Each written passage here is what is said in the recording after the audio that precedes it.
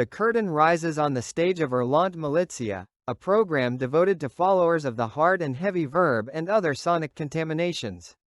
Hurlant Militia is a project devoted to such sounds as of 1981, while a few years earlier it was a column within a well-known radio program. In 1981, after a few years of break-in, our journey into the midst of the NWOBHM era began. The initial programming start belongs to a band that saw the light of day in San Francisco, California in 1982, and after 2 demo tapes, made between 1982 and 1983, they released their second album in 1986 on Steamhammer Records. The vinyl in question consists of 10 songs. The lineup for this release consisted of the triumvirate consisting of Rick Wagner, drums, Rick Cooper, guitars, bass, and singer William McKay. The release date is one inscribed in the Holy Book of Heavy Metal, branded in the month of February, and by this sonic manifesto, set in fantastic scenarios, featuring literature set at the crossroads between pages of epic fantasy battles. From the sound right up on the subject of "Cursed be the Deceiver."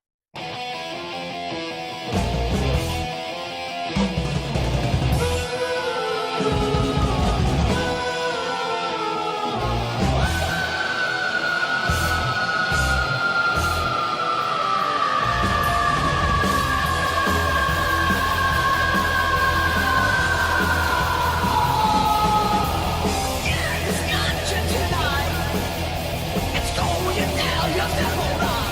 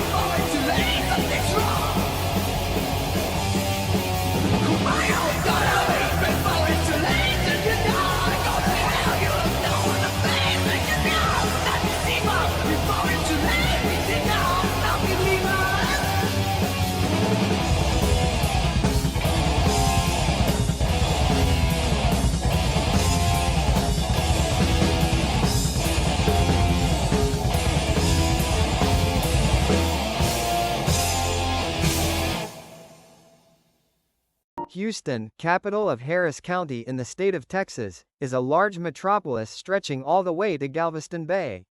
The U.S. metropolitan area is affected by a number of paranormal phenomena and haunted locations, all stemming from nefarious precedents such as plague, civil war and the occult. Notable among these macabre locations is Jefferson Davis Hospital, also known as Jefferson Davis. Such sinister portents date back to the 1600s, when the site on which the hospital was built is believed to have been used as a burial place for early victims of the yellow fever. It was in the 1840s that the area was made into City Cemetery, Houston's second-largest cemetery, which held 6,000 bodies. Other funereal presences are felt in the Houston Cemetery area, specifically the Rippers, a coven founded in 1976. In the first issue of the fanzine Hurlant Militia, it was reported that, among old and mossy ruins of the abandoned cemetery, strange creatures roam among the time-worn tombstones. The macabre and desolate scenery is the habitat of the Rippers' quadriumvirate. The four macabre figures Sadie Payne, bass and vocals, Rob Graves, guitar and vocals, J.D. Shadows, drums and vocals, and Death, guitar and vocals, respectively, play horrifying nocturnal and unremarkable visions such as the vampire, the undertaker, the executioner, and death. Among the dark psalms on the vinyl, I would like to mention Night Cruiser, embroidered with poignant keyboards. Similar to bands from the 1980s of the last century, such as King Diamond, Impaler, Exorcist and Halloween, Texas Ripper are reminiscent for their theatricality and for some of the sonic riffs inserted in the 8 sermons, in some respects the Italian Death SS. The chapter Sinister Minister, with almost psychedelic tones in some respects one can make some references to Sabbath. Death Awaits You opens the album and embodies everything I love about the album, eerie atmospheres, embroidered by the chords of female vocal singer and female bassist, Sadie Payne, and by synths that give pathos to the sonic framework of this ominous canvas depicting eerie scenarios.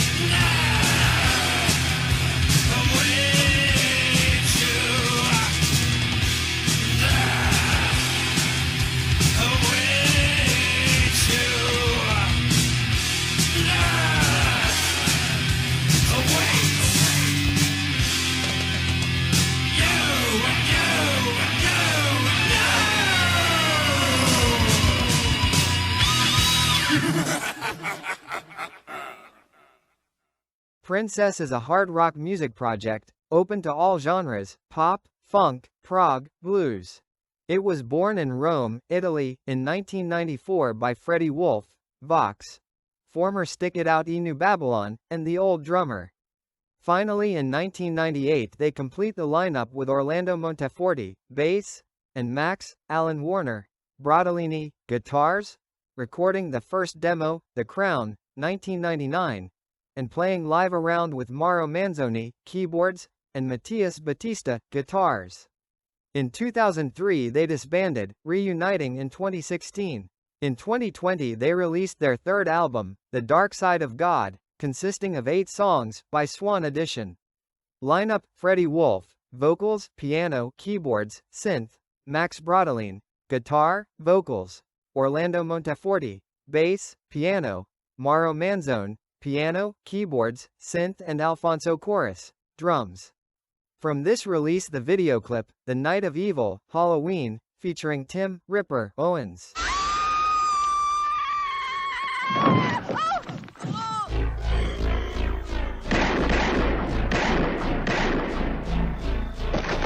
This isn't a man.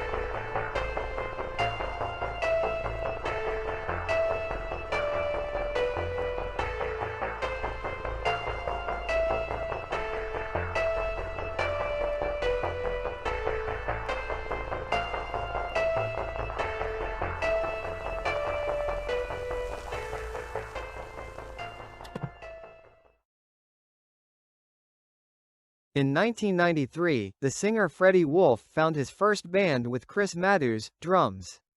In 1994 they became Princess. After composing some tunes and gig with other projects, in 1997 Orlando Monteforti, bass, joined the band. The next year Max, Alan Warner, Brodolini completed the lineup. After some gigs, they recorded their first demo, The Crown, in 1999. Disbanding a few months later, Wolf restarted the project after 1 year in 2001 with the old members plus another guitarist, Matthias Mackenzie, a pianist, Mauro Manzoni, and a new drummer, Vlad Melchiorre. After some gigs and an incomplete demo, the band disbanded again in 2002. Through the years Wolf takes part in different music projects, especially Stick It Out, recording albums, videos, and touring all around with a good following everywhere. In 2015 he abandoned whatever project to record his double solo album called Utopia, Dystopia, featuring many different musicians. Finally, in 2016 he refound Princess Project again with Orlando and they produced the first homonymous album in 2018, uniting with Max and Mauro again. We have the pleasure of hosting Freddie Wolf, whom we thank for his willingness in accepting our court invitation. Hello, everybody. I am Freddie Wolf from Princess, and I'd like to say hi to all the follower of Hurlant Militia and my friend Johnny Ayala. What about us? I don't want to bore you. We were born in 1994. Damn, we are old. But only in 1998 we completed the lineup and we start playing all around, recording our first demo. The only problem is that we can't find a way to mix it up all together. So only in 2017 we really come back together working about our music. I spent a lot of time touring, for session, recording albums with other kind of bands, with other bands, but who cares? We are here talking about Princess. So in 2017, we finally come back together and we start producing our music. In 2018, we have our first album, Princess, the homonymous. The homonymous, but we are so proud about this album because Goblin, and we are so proud about it. Yeah. Then in 2019, this terrible cover, terrible, it's not so terrible, it is courageous because we put all the rock stars in the world and us in the middle, like Beatles, like Beatles. Yeah, the name of this album is, I can't remember. Okay. Lovely Ever Crazy Band. Lovely Ever Crazy Band. Then in 2019, we have to be focused on the metal obscure attitude. So the dark side of God, the dark side of God. Then more commercial in 2020 is Temple of Music. Can you see? Can you enjoy the Indiana Jones attitude? Then we are here. We are with the most crazy album, Bring Craziness. I'm sure you're gonna love it, but here we are for the last one. Music of God, the Bible rock opera. The Bible rock opera. This is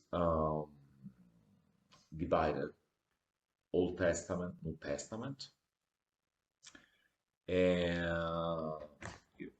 I'm sure if you like vintage rock, you're gonna be crazy for this album. One more, nothing more. I don't want to bore you, and I hope you are gonna like our music. But anyway, I don't care so much if you like our music. Just support underground music because out there is full of amazing talent. See you soon, I hope. If you want.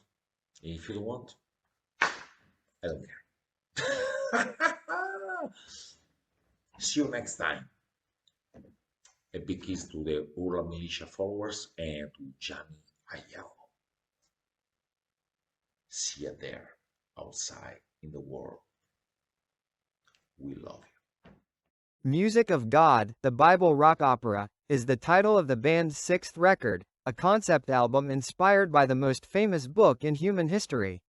12 tracks divided into 2 chapters of the Bible between the New and Old Testament, where this time the band is grappling with a rock matrix placed at the crossroads between epic and progressive atmospheres. The band this time engages in an evocative work leaning toward the telling of the world's oldest story. As mentioned above, the 12 tracks start from the creation of the world and then lead us from the Garden of Eden to the story of Moses, as is also evident from the album's splendid art cover, which is not unequivocally evocative of the work. From this concept the sermon, Wrath of God, and the flood myth, Noah epic.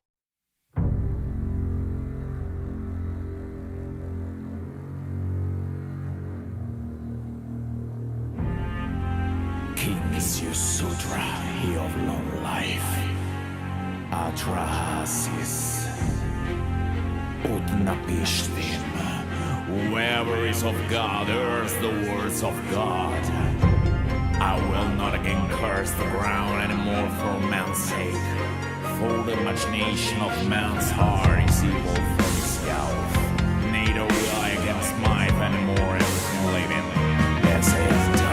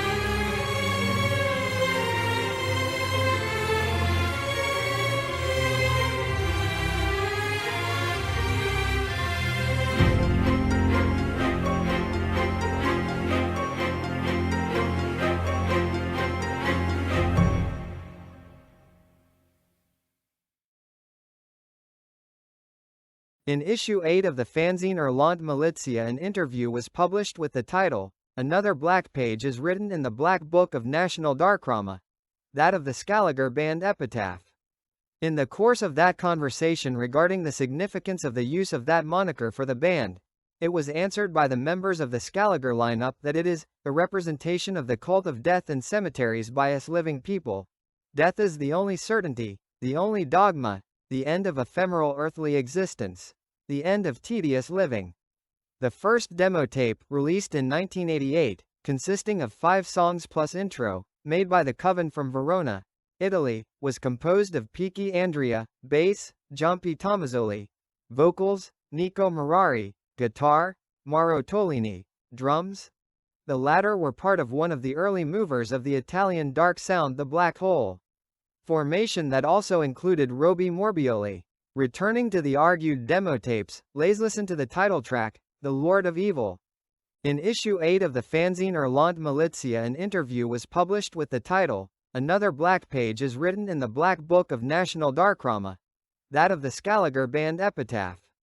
In the course of that conversation regarding the significance of the use of that moniker for the band, it was answered by the members of the Skalliger lineup that it is a representation of the cult of death and cemeteries by us living people. Death is the only certainty, the only dogma, the end of ephemeral earthly existence, the end of tedious living. The first demo tape, released in 1988, consisting of 5 songs plus intro, made by the Coven from Verona, Italy, was composed of Piki Andrea, bass, Giampi Tomazzoli, vocals, Nico Marari, guitar, Mauro Tolini, drums. The latter were part of one of the early movers of the Italian dark sound The Black Hole, formation that also included Roby Morbioli. Returning to the argued demo tapes, let's listen to the title track, The Lord of Evil.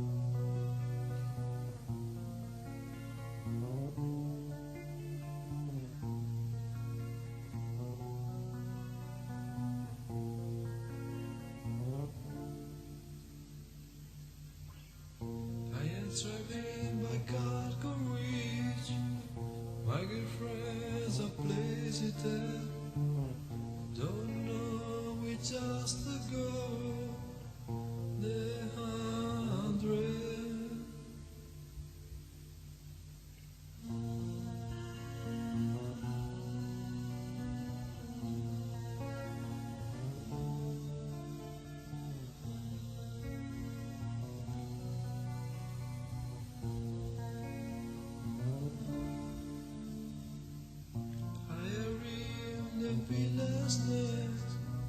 For reformation and our priest, this asks me a trial and explain.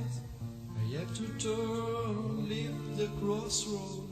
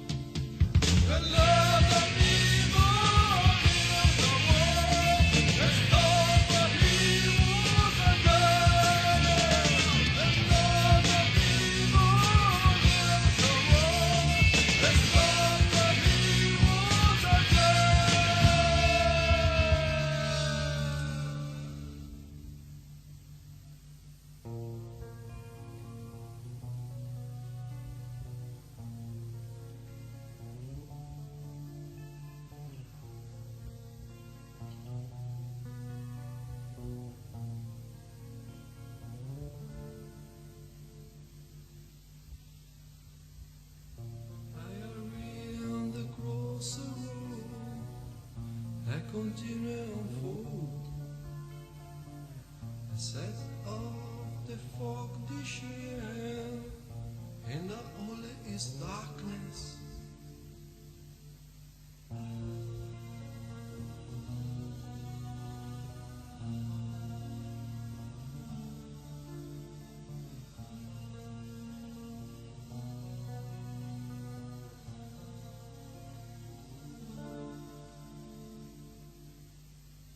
Stop and listen to something move above me. apocalypse and find myself in a graveyard.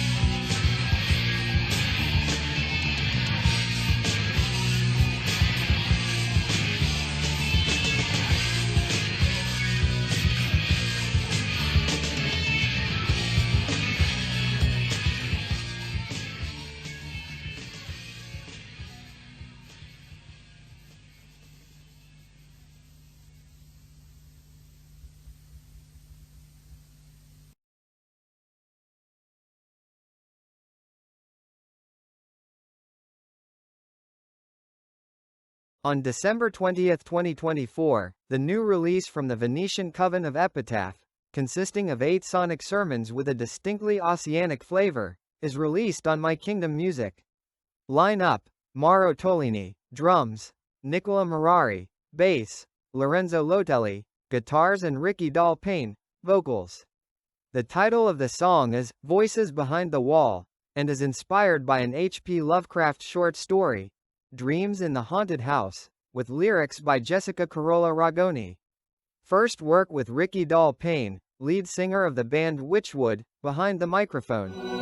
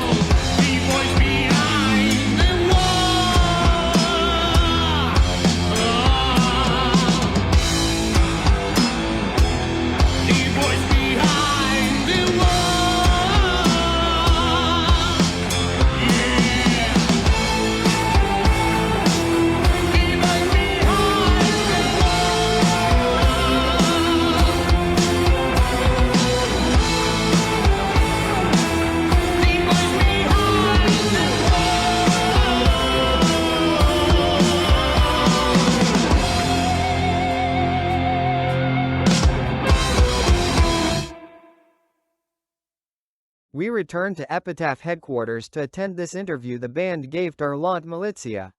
Thanks, of course, for their willingness and or sensitivity. Thanks guys, let's go.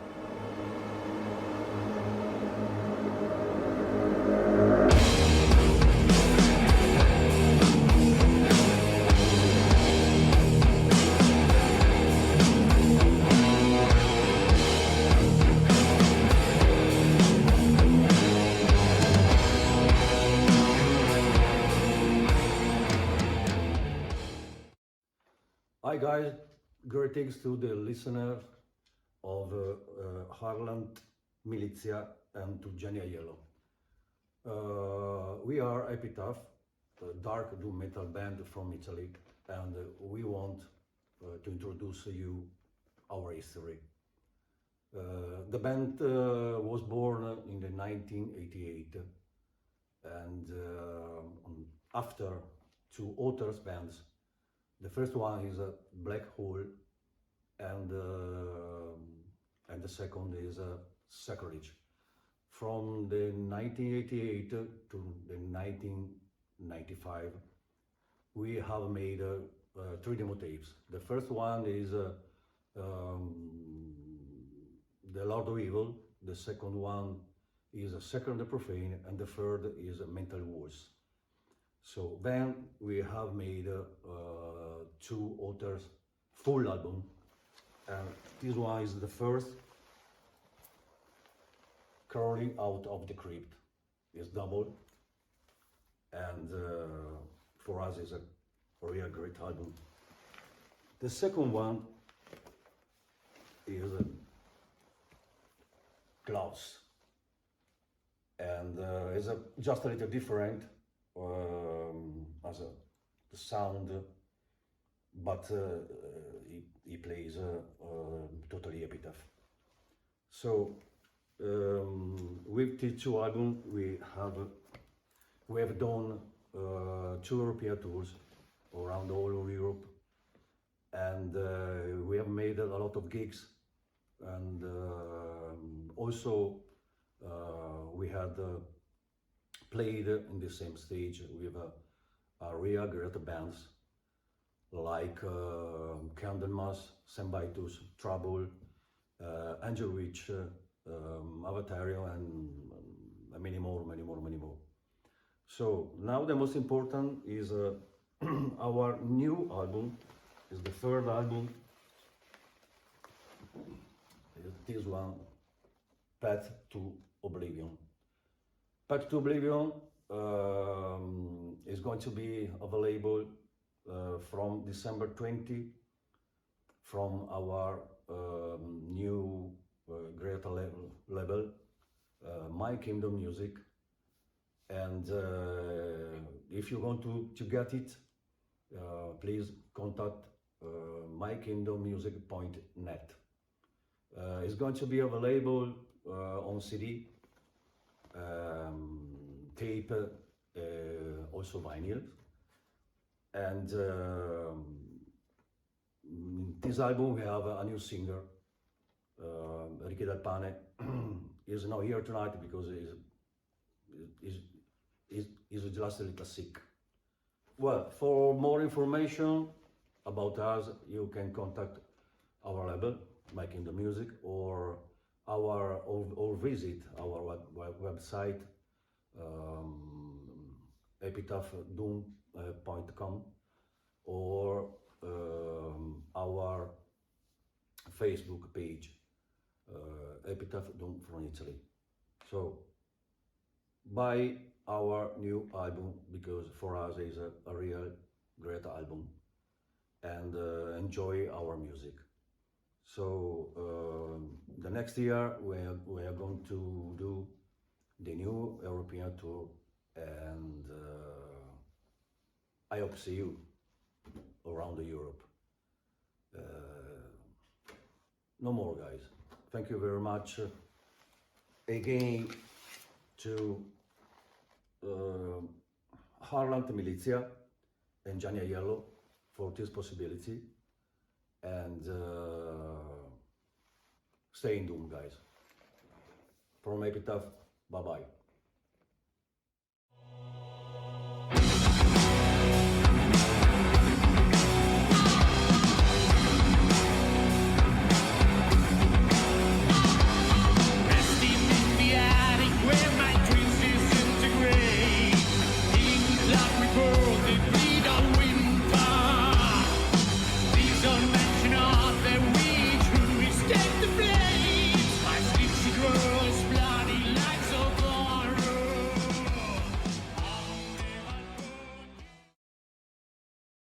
Italian multi-instrumentalist and record producer Paolo Catena, aka Paul Chain, as he is known, in 1977, together with Steve Sylvester, born Stefano Silvestri, founded Death SS, and after the Coven disbanded, he created a new musical project, the Paul Chain Violet Theatre. The recording debut of this new sound program took place in 1984, with the soundtrack, Detaching from Satan, released on Minotauro Records, a record label founded by Marco Melzi, of which Chain would later become artistic director and record producer. Next came the new release, again for Minotauro Records, released on August 28, 1986, an LP, consisting of 8 songs, recorded at the Registry of the Dark Sound of Italian Metal Rama, entitled, In the Darkness.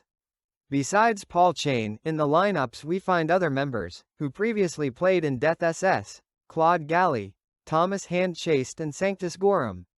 Therefore that lineup consisted of Paul Chain, guitars, vocals, Claude Galli, bass, Thomas Hand Chased, drums, Paul Dark, bass, Eric Lumen, drums and Sanctus Gorum, vocals. For completeness of information to also mention 2 other musicians such as violinist Milena Lanciaprima, featured on the 5th track, and performer Laura Christ. This vinyl represents dark literature, both in narrative and sound themes. The sermon being preached at the altar of the dark word is Mortuary Hearse.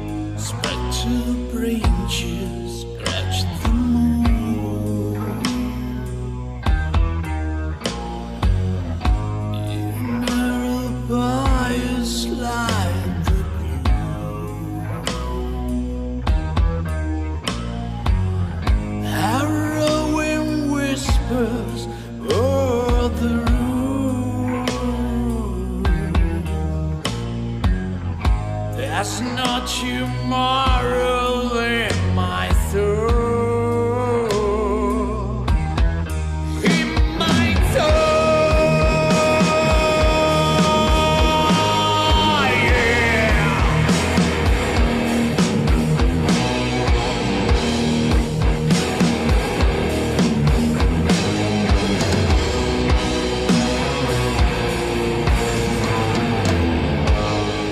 I saw kings are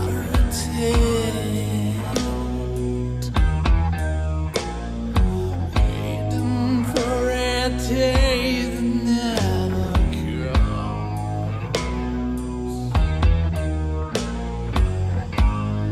Wise man cries tears of faith.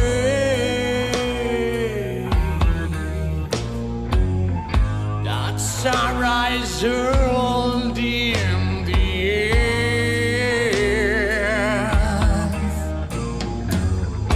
We are the children of disgrace.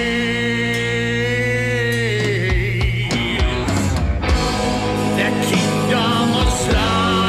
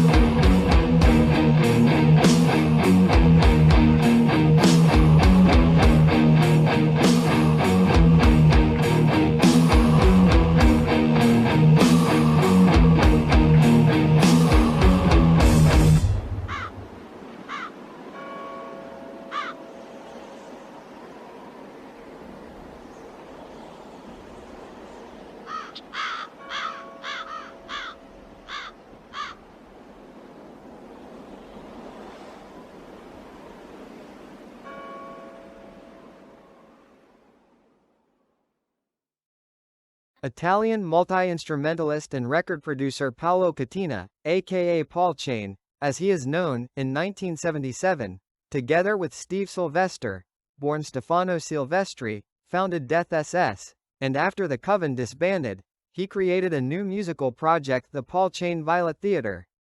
The recording debut of this new sound program took place in 1984, with the soundtrack, Detaching from Satan, released on Minotauro Records, a record label founded by Marco Melzi, of which Chain would later become artistic director and record producer. Next came the new release, again for Minotauro Records, released on August 28, 1986, an LP, consisting of 8 songs, recorded at the Registry of the Dark Sound of Italian Metal Rama, entitled, In the Darkness. Besides Paul Chain, in the lineups we find other members, who previously played in Death SS, Claude Galli, Thomas Hand Chased and Sanctus Gorum. Therefore that lineup consisted of Paul Chain, guitars, vocals, Claude Galli, bass, Thomas Hand Chased, drums, Paul Dark, bass, Eric Lumen, drums and Sanctus Gorum, vocals. For completeness of information to also mention 2 other musicians such as violinist Milena Lanciaprima, featured on the 5th track, and performer Laura Christ. This vinyl represents dark literature, both in narrative and sound themes. The sermon being preached at the altar of the dark word is, Mortuary Hearse.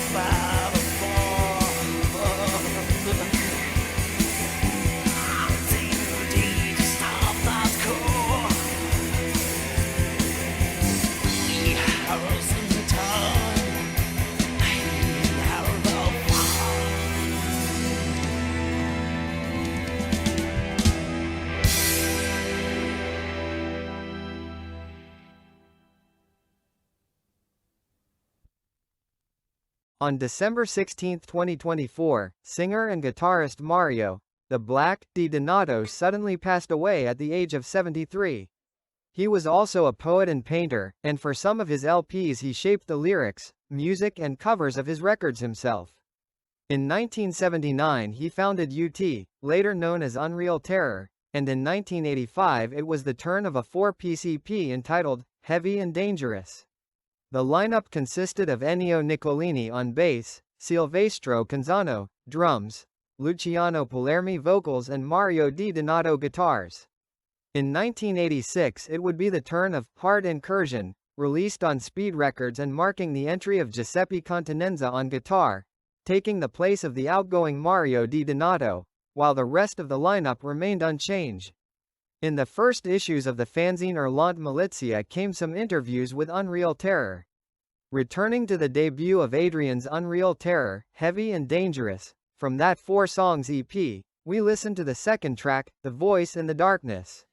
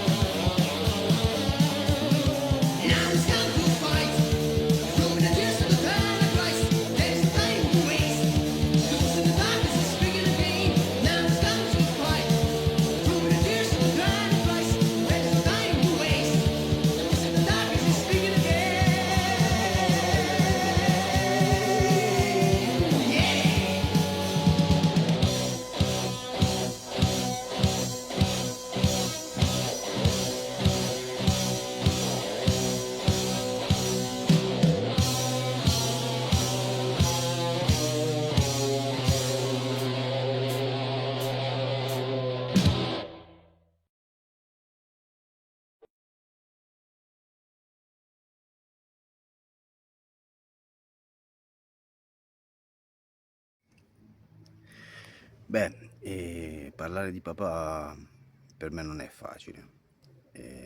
Avrò già provato una decina di video finora. E potrei dire che i miei genitori entrambi vengono da scuole d'arte, infatti si sono proprio conosciuti lì, al liceo artistico di Pescara.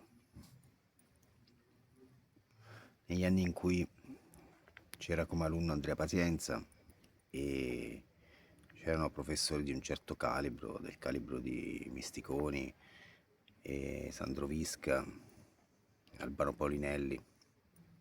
Questo per dire che la mia famiglia si è sempre respirato arte. E i miei ricordi sono di me da bambino che correvo nei locali che mio padre allestiva per le varie mostre, e mentre giocavo fra punk e metallari in pieni anni 80 e mio padre mi ha regalato una vita non tradizionale, ma non tradizionale in maniera positiva, e mi sono sempre sentito un privilegiato da questo punto di vista. E papà già da bambino, lui era rimasto affascinato dai racconti del suo paese, di Pesco Sansonesco, racconti fantastici, tipici di un paese di montagna. E quell'approccio favolistico, lui ne ha fatto tesoro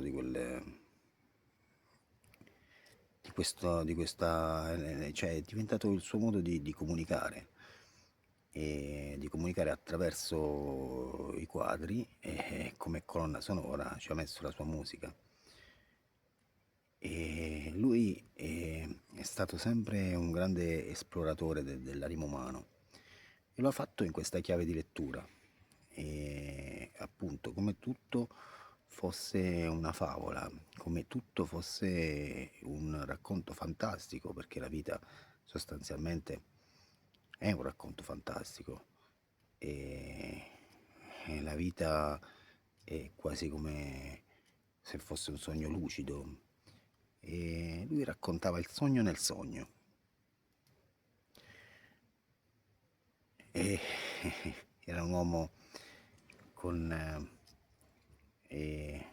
una spiccata sensibilità, non poteva essere diversamente, e lui tutto questo bello che vedeva attorno a sé e vedeva nell'arte, e oltre al fatto che ha sempre detto che sono stati i suoi scudi nella vita, cioè queste sue arti quali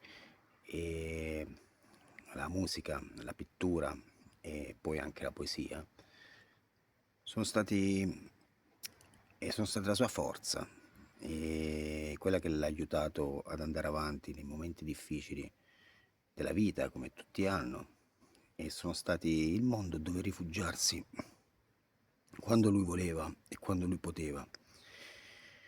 E queste finestre sull'altrove che lui ha conosciuto, e siccome fondamentalmente mio padre è un generoso e aveva bisogno di comunicarlo, è come se avesse il bisogno di far vedere agli altri quanto fosse meraviglioso quello che lui aveva scoperto.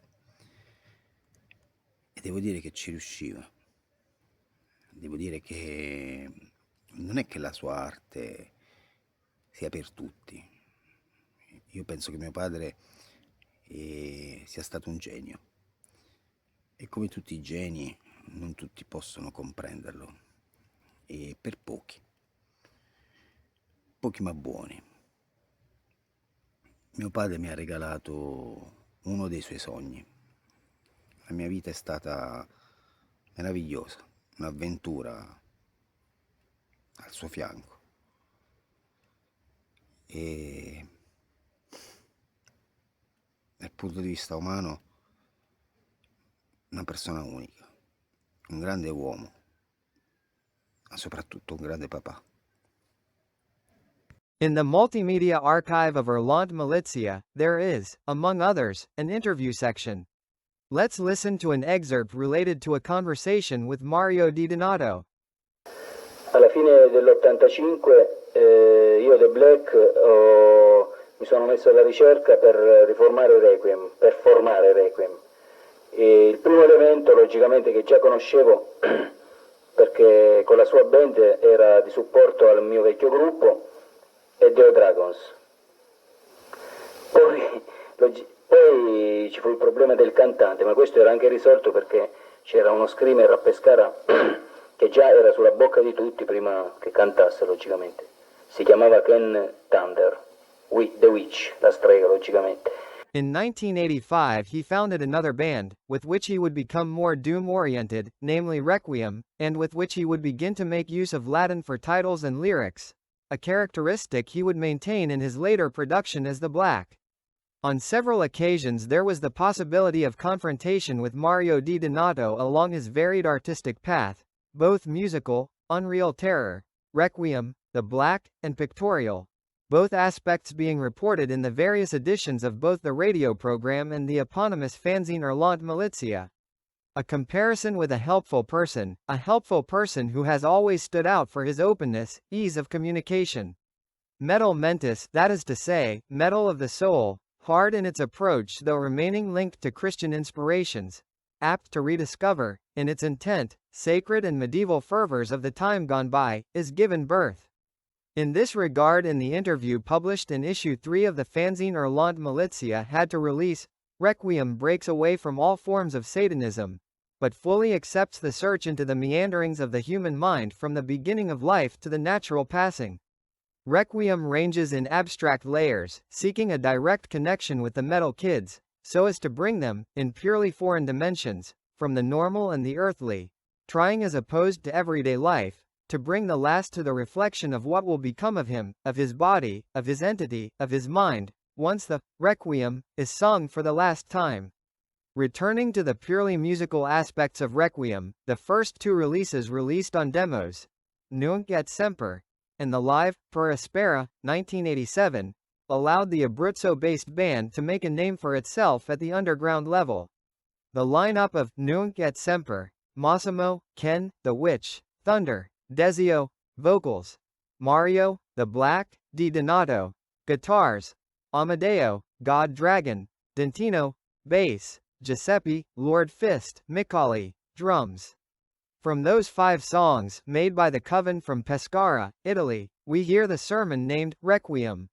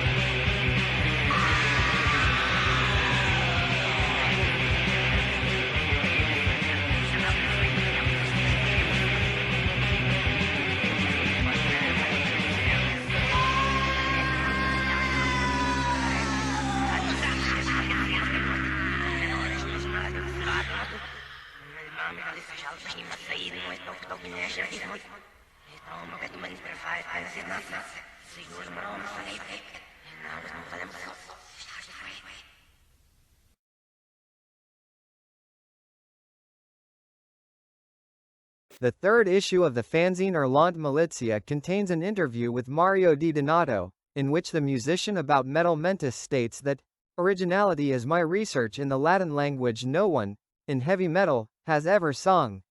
Latin is the language of our ancient peoples that undoubtedly retains its mysterious and mystical charm, which can still be impressive today." The vinyl, Live, again for Marco Melzi's Minotauro Records, and the cover of the release, Ex Voto, bears the words, "Requiem is Metal Mentis." That work represents a mini-anthology of the Requiem Coven, as highlighted in the report published in the fanzine Hurlant Militia. We quote what was published in the third issue of the fanzine Hurlant Militia. Rhapsodia is a bedlam of sinister and rather macabre atmospheres. Post-Mortem Veil features an excellent rhythm section. The other track acts are Dies Irae, which after a dreamy intro cis chain in a real Dantean bedlam, and the last attack consists of Requiem, a dimension for the Adriatics.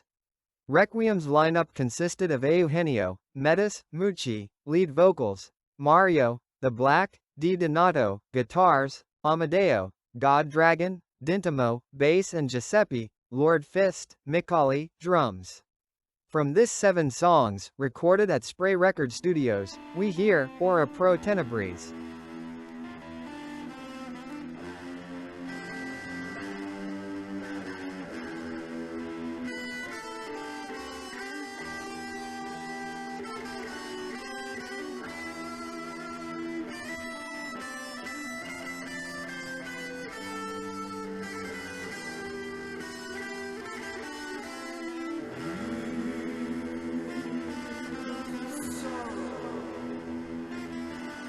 The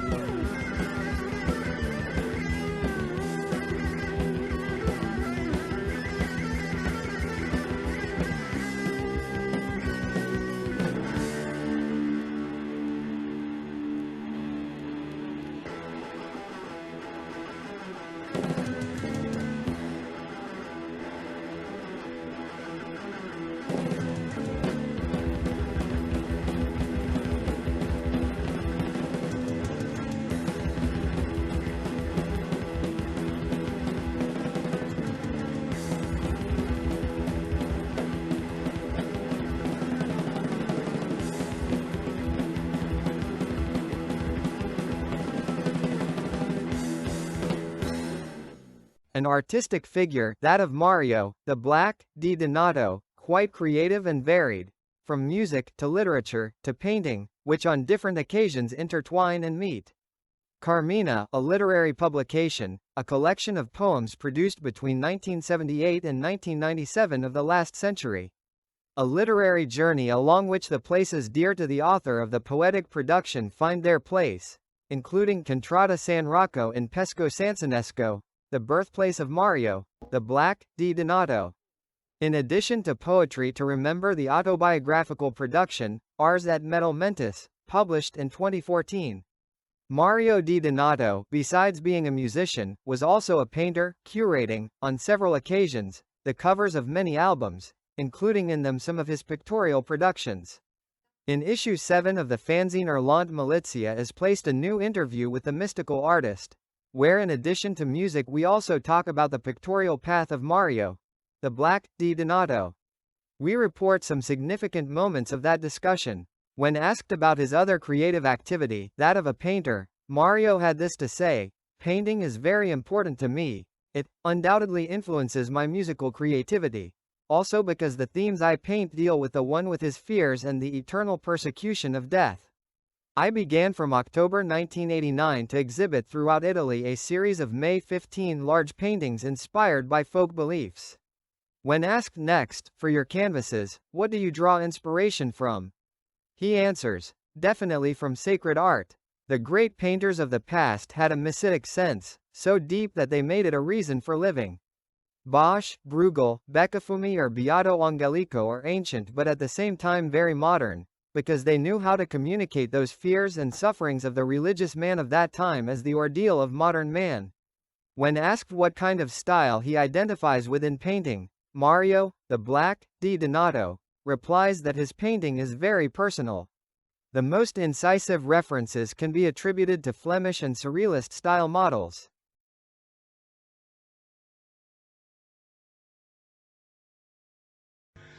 Mario The Black di Donato è stato uno degli amici più importanti della mia vita. Ci siamo conosciuti che eravamo adolescenti e siamo diventati adulti condividendo esperienze di vita e soprattutto condividendo la nostra musica. Io sono stato il suo bassista nel progetto The Black per 27 anni e l'ho affiancato sui palchi italiani e su quelli europei. Di questo veramente ne sono molto felice e soprattutto ne sono molto orgoglioso di essere stato al fianco di un grande artista come lui. Tutta la sua opera rimarrà sicuramente indelebile perché è importante, unica, originale, fatta col cuore e con la passione. Mario era sicuramente un grande uomo, era un grandissimo musicista, ma io direi che era un artista a tutto tondo, in quanto lui, oltre alla musica, si interessava anche di pittura, era un pittore affermato e si interessava anche di filosofia, di letteratura, di poesia. Lui ha scritto anche dei libri di poesia. Ebbe l'intuizione di adottare la lingua latina in tutte le sue produzioni e questo è stato un elemento di originalità per quanto riguarda il progetto The Black. Poi per definire meglio la musica dei The Black, lui coniò un termine, Ars Metal Mentis, che è poi diventato nel tempo il marchio di fabbrica dei The Black. Io per ricordarlo volevo suonare due brevi linee di basso, Settima Orbis preso da questo album e Seconda Orbis da quest'altro album. Per te, Mario.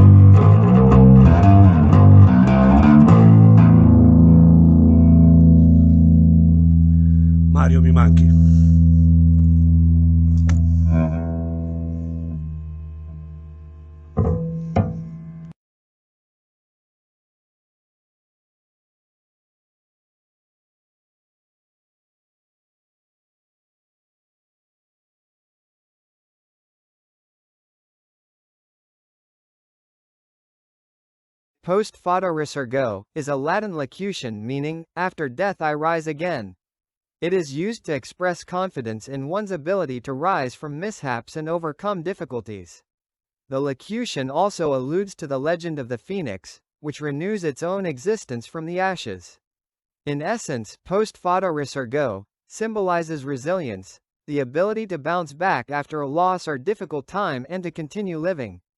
Post fata resurgo is the opening track of the 5-song EP, Reliquarium, released in 1989 by Minotauro Records, a release that represents the debut of the Black Project, characterized by the dark and gothic verbiage.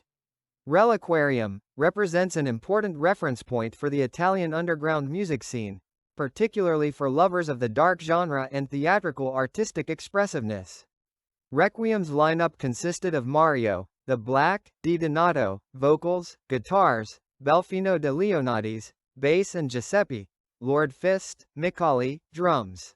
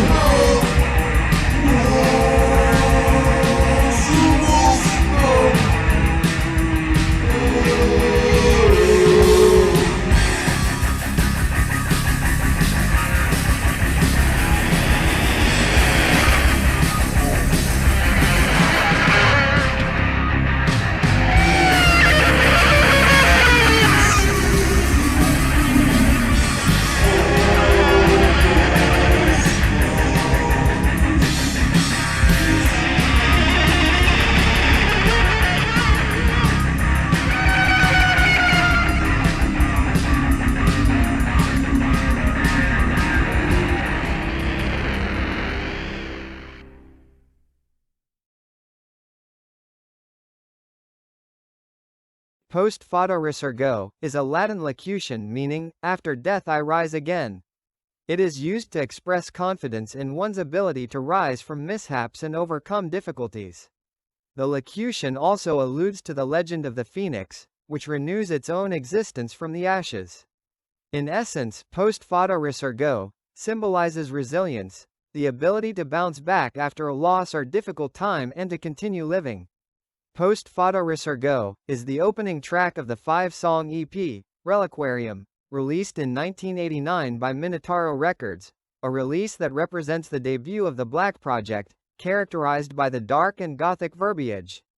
Reliquarium represents an important reference point for the Italian underground music scene, particularly for lovers of the dark genre and theatrical artistic expressiveness.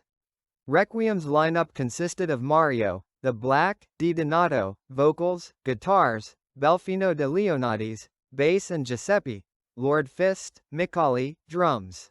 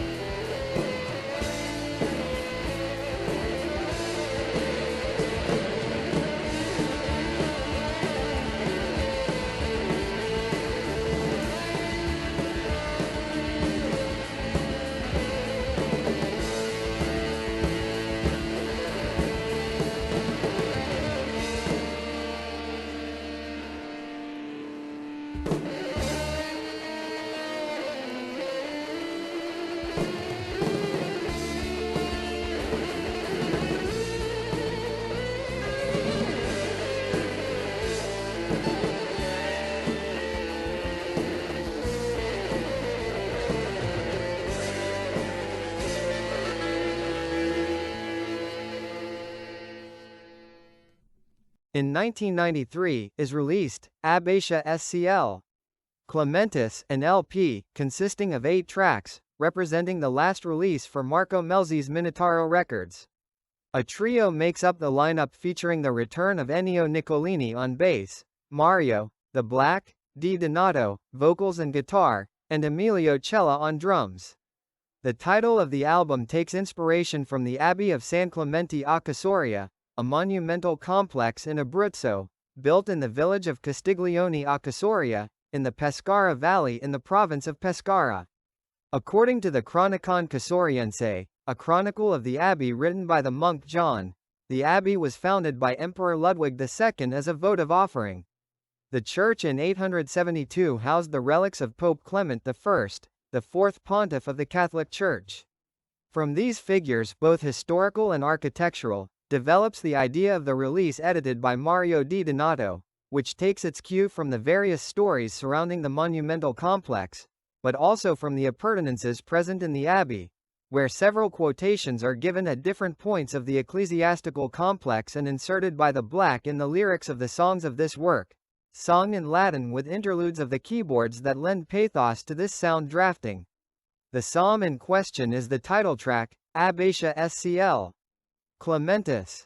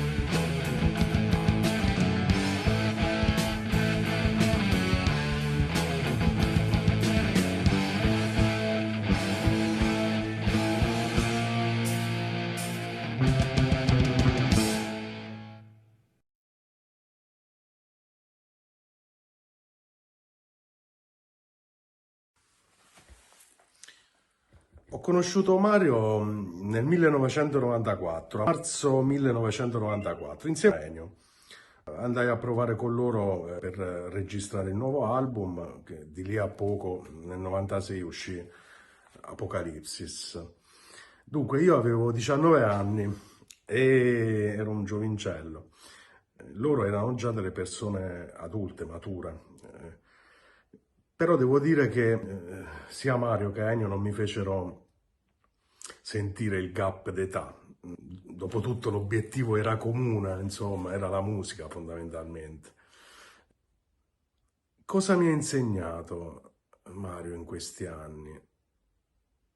Gli ultimi 30 anni, poi da allora fino alla sua morte siamo stati insieme, insomma. Allora, prima di tutto devo dire che ho conosciuto una persona che sono stato fratello di una persona che viveva l'arte a 360 gradi, arte visiva, arte musicale e anche poesia. Quindi aveva una concezione di arte a tutto tondo e questa è una cosa che mi ha comunicato in tutti questi anni, io ho assorbito in una qualche maniera, insomma, nei miei limiti. E mi ha fatto vivere l'arte in maniera diversa, credo, rispetto alla media. Ogni lavoro e ogni cosa che facevamo insieme era comunque collegata anche all'altra arte, alla sua arte principale, che era quella pittorica. Quindi mi ha fatto capire il collegamento che c'è stato poi tra musica e arte, quello che poi è stato denominato Ars Metal Mentis, e me l'ha fatto vivere appieno. Noi c'eravamo dentro a questa cosa. Quindi è stata un'esperienza unica. Non so se è ripetibile, ma insomma, con lui è stata unica in quanto era Mario da Black. A livello umano, una persona buona, generosa e che ascoltava con una grande sensibilità. On April 25, 1992, only 33 years ago, Mario Di Donato was a welcome guest on the Hurlant Militia radio program. By the way, it was not the first time of his presence inside the Hurlant Militia studios. I hope that what is extracted from our archives may be welcome thing to the followers of Hurlant Militia. On that occasion we analyzed the song, Mario, Please Don't Cry, part of the LP, Mondacane Project 1, released in 1990, by Necrodeath and Schizo, and published by Metal Master.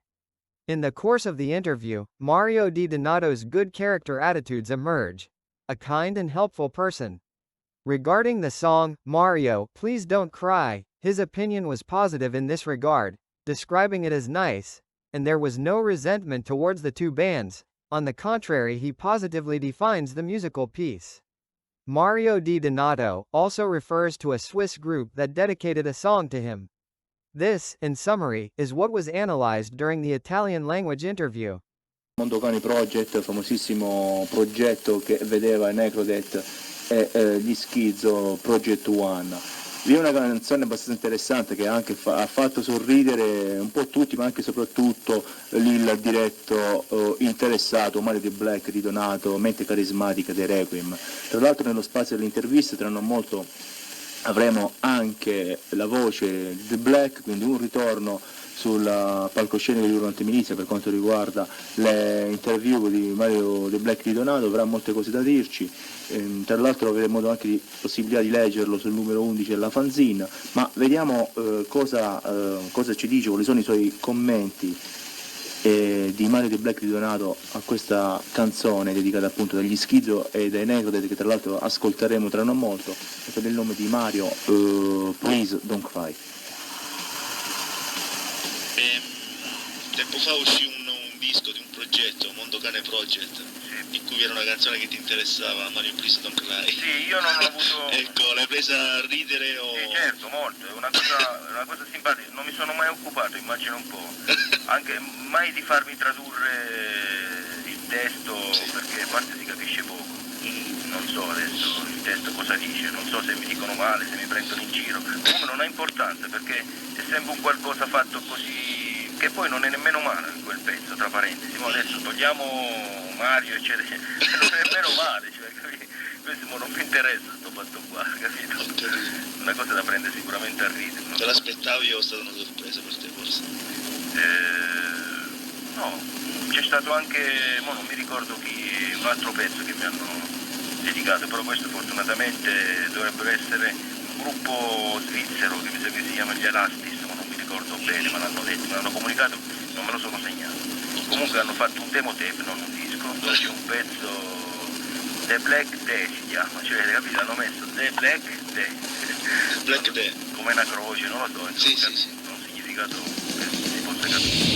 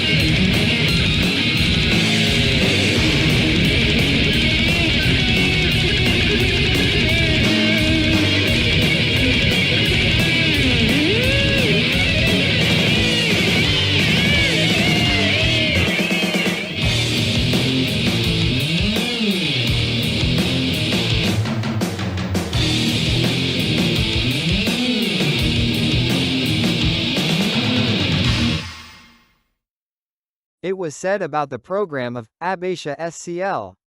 Clementis, the latest chapter with Minotauro Records, by Marco Melzi, a vinyl that represents a continuum with the Latin language, but also regarding the historical cultural traditions, to which Mario Di Donato leaves a strong imprint not only in the musical aspects, but also in the pictorial ones, and also the religious path present in the highlighted figures.